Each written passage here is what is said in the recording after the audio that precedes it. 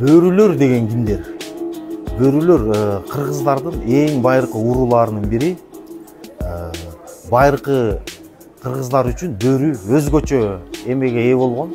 Бөрү деген бул эркиндиктин, эгемендүүлүктүн, баш ийбестиктин символу болуп эсептелинет.